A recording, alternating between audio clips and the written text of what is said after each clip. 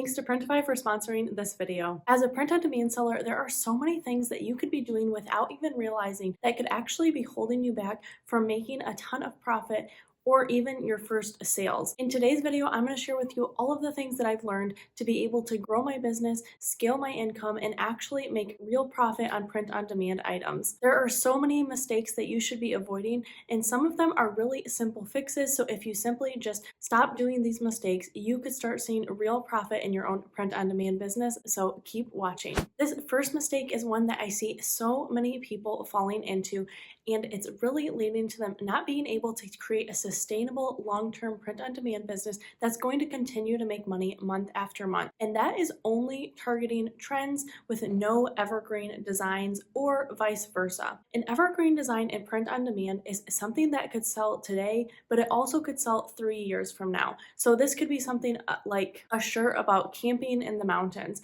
So that is not confined by a time or a certain event. So it could still be popular and sell to campers in a couple years. However, if you think about something that has to do with a political event that's happening this year or a big social media trend that might only have relevancy this year, if you make a ton of shirts just for that, you're going to spend a lot of time working on something for this year that those efforts are not going to translate to next year. I talk about this more in this video here, but I really like to have a mixed approach when it comes to trends and evergreens.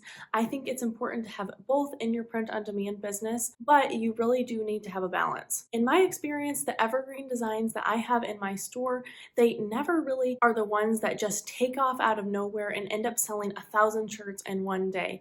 But they steadily make sales every single day or every single month.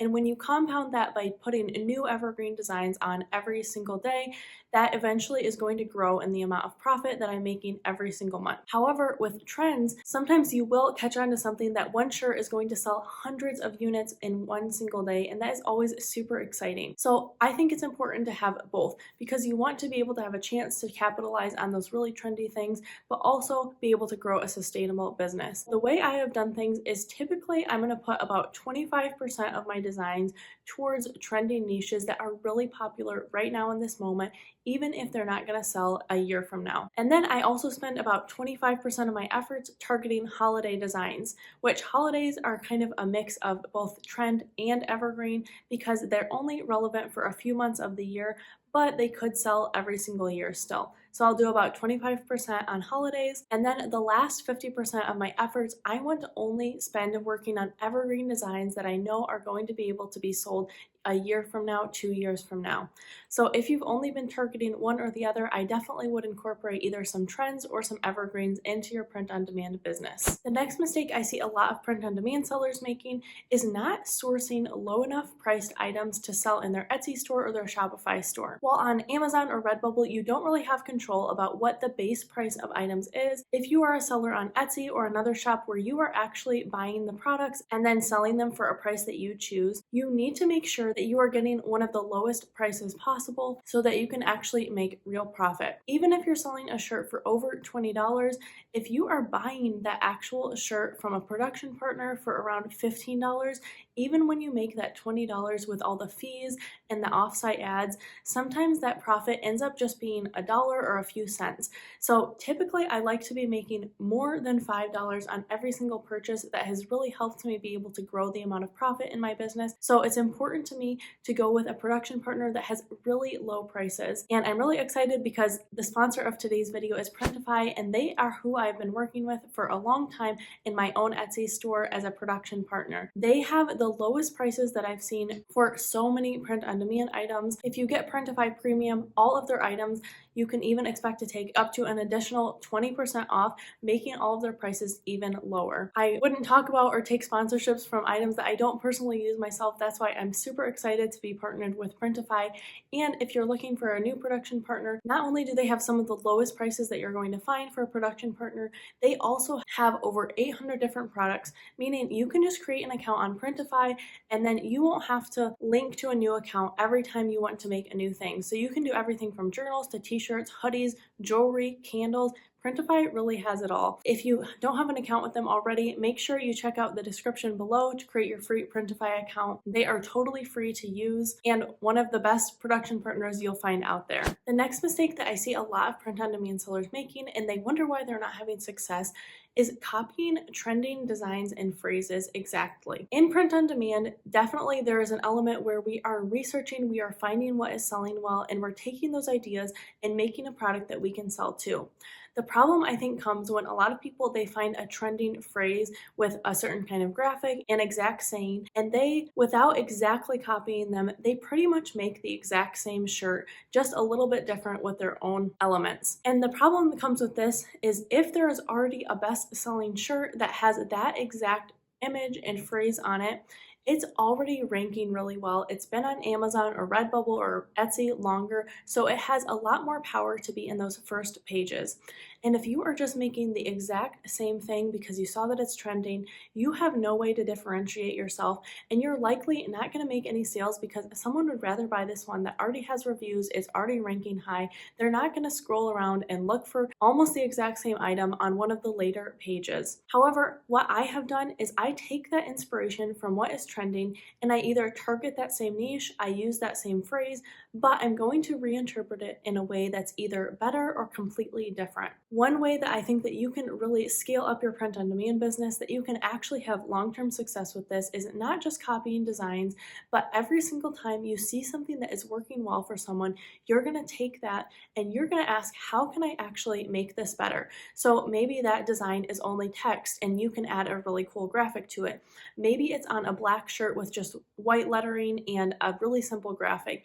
Maybe you can add some colors or give it a retro style. So you always are going to want to differentiate yourself because you want to give customers a reason to, when they see your design, to think that one is actually different, it's really cool, I want to buy that one instead of this one over here that already has reviews, it's already ranking well. It's in your best interest to take inspiration from what is doing well and then transform it into something that is totally your own, that is going to be something customers really want to purchase, especially from you. This next mistake is a big reason that I think a lot of new print-on-demand sellers get really discouraged because they're not making a lot of profit, they're not creating a sustainable business, and that is only selling on one print-on-demand platform.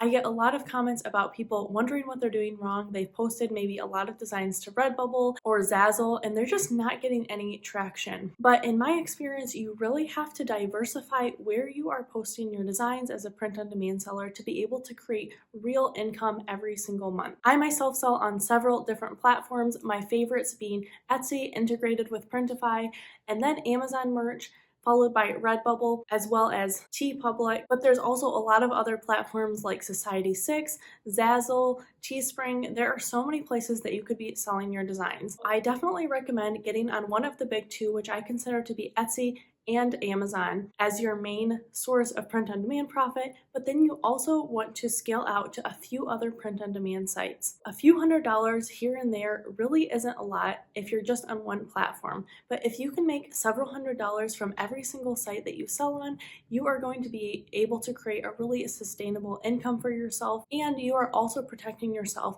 if one of your accounts ends up getting shut down. If that is your only source of income and you don't have 4 or 5 other sites that you also sell on, that is really, really discouraging, and you're going to have to start from zero again. Being on multiple sites is also a great way to just multiply your efforts. You've already done all the work to research a trending niche, to make a design, to upload it, write great captions. So if you can take that same effort and just spend a few extra minutes uploading it in a few different places, you're really capitalizing on all the different audiences that each of those sites have. So it's really in your best interest to be spread out through several different sites. If you're thinking about venturing into one of those bigger sites with a lot of traffic like Etsy, make sure you watch this video here where I tell you all about how to get started with Etsy and integrate it with a print-on-demand partner. That will tell you everything you need to know. The next mistake I see a lot of new print-on-demand sellers making is not utilizing any kind of tool to be able to perform research and find what is going to do well. Even after several years of doing this, I can't rely just on myself to be able to know what's going to sell well